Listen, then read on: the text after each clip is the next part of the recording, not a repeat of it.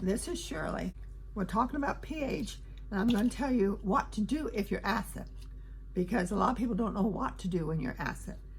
Your pH tells you how much you're assimilating your vitamins in your minerals, but you have to be able to make sure that you know what to do. And you see this book. This book, I used to buy them and give them out and let people buy them for me, but they don't make them anymore. And so I called the company and I said, can I do something? I got one book left. And they said, hey, we're not making it no more. If you want to copy it, you can. So I said, okay. So I just put it on these sheets of paper, but like with iodine, 6.3 to 6.6, even if you take iodine, you do not absorb it unless your pH is that in your urine. And then here's your vitamins and minerals. It's 5.8 to 6. If it's 6.5, if you don't have it, you don't absorb it. So when you're in the beginning of 5s and all that stuff, you will not absorb your vitamins and minerals. But you will stop your energy if you don't have your pH right. You will not have energy. Zinc is from 6.1 to 6.8. Chromium, a lot of people, if you don't want to be a diabetic, take chromium. Chromium is and it's from 6 to 7. You absorb it. Okay, I'm going to tell you the steps to take if you are acid. When you're acid, and that means you're yellow, it says the first thing you have to take is enzymes during every meal. So you break down the food and put it inside your cells. So enzymes is great, especially the ones I use has high-chloric acid in it. And I've been using them for over 25 years, and they're wonderful. We don't even eat a meal without enzymes.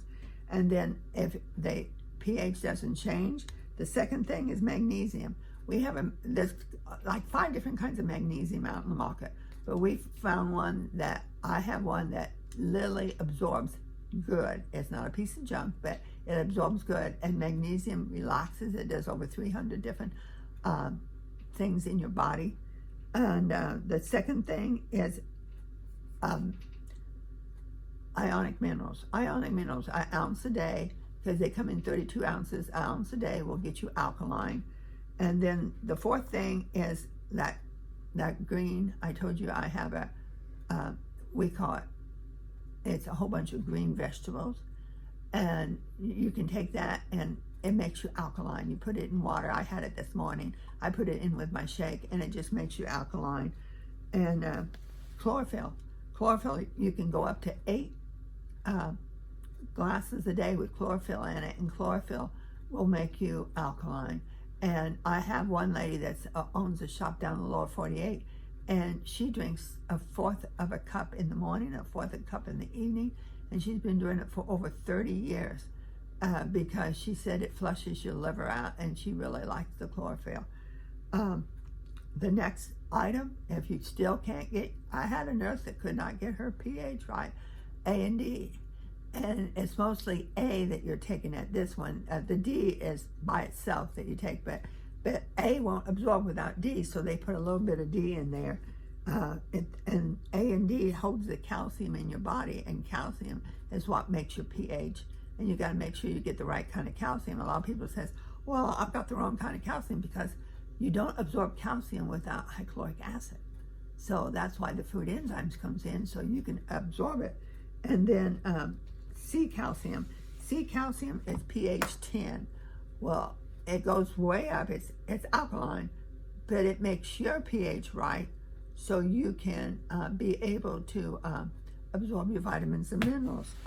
And if you don't have the right pH, your lymphatic system doesn't work. I have people that comes in here with knots, and there's over 500 to 600 lymphatic.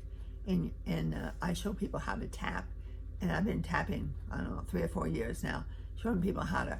I had one guy that had a big knot underneath his armpit, and he wanted to lead tapping. He was 75 years old, so I said, get up in front, because I teach a health class. And he got up in front and was teaching, and at the 5th class, he said, oh, my knot's gone. He didn't even tell me he had a knot, but his knot was gone because of opening up the lymphatic. And vitamin C, either use rose hips or citrus bioflavorin. And Bifidobacillus is real friendly bacteria. It's real good to get you alkaline and everything like that. Now you can also soak yourself in Epsom salt, and that will pull the acid out of you. But don't stay in more than 20 minutes, or you start reabsorbing. So get in the bathtub as hot as you can, soak for 20 minutes, stand up, rinse off, and then eat towards your blood type. And if you eat towards your blood type and do those things I told you to do, the enzymes, the magnesium, the colloidal minerals, the green drink, the chlorophyll, the vitamin A and D, regular bowel movements.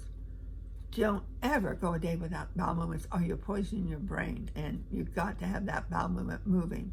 And so you just really got to do that. And then your Nature's Sea calcium, pH is 10, because if you're real low, and because see, you have so much acid in Nature's Sea, which is pH 10, that will help to alkaline, so you will not be so acid, because some people are so acid, and that's what's, getting a hold of the bones and everything, is the acid. And then you have to check your urinary and your lymph gland system, because your urinary, if your kidneys is not flushed out, it doesn't flush the uric acid out, it doesn't flush the acid out, and then you still got the acid, and you do not want it when you keep getting tested all the time. And because the kidneys is the ones that gets rid of the acid. That's why you drink water. I have a lot of people, you drink half your body weight in ounces. And the kidneys and the lymphatic, there's things that we can give to you. It's called lymphatic drainage and kidney drainage if you have trouble with your kidneys. And you can put it in water and sip it all day, and it literally flushes the toxins out, because your kidneys needs to be cleaned out too. And then always use rose hips or some kind of vitamin C. If you're O blood, you have to use rose hips, because we don't digest the other vitamin C. And B12 and Bifidobacillus is very important. If you've ever drunk coffee, your friendly bacteria is dead as a doornail, and you have to use Bifidobacillus to redo it. And the children, even, I've had babies that's just 1 or 2 days old. If they didn't come down the canal and they was C-section, we stopped putting them in. And this one lady, I never forgot, she got the Bifidobacillus, and she would sing the baby a song when she put it in distilled water, and then she liquid the Bifidobacillus. And when she started singing the song, the baby kicked it, both feet and both hands went up and down. The baby was only like 3 or 4 days old, and it loved that Bifidobacillus. And that child is like 3 or 4 years old now, and it's not been sick except one little runny nose one time, because of giving it friendly bacteria. And then remember, soaking your body in Epsom salt. That really, really, really, really helps. That will pull the acid out through your skin. Use 1 cup of Epsom salt, and if you're really, really acid, use 1 box of baking soda, and soak 20 minutes, and don't stay in there more than 20 minutes, because you can reabsorb it. Then get up, rinse yourself off, and then you're completely. But remember, eat right for your type, and it will help to heal your body systems, because you've got quite a few body systems that need to be taken care of.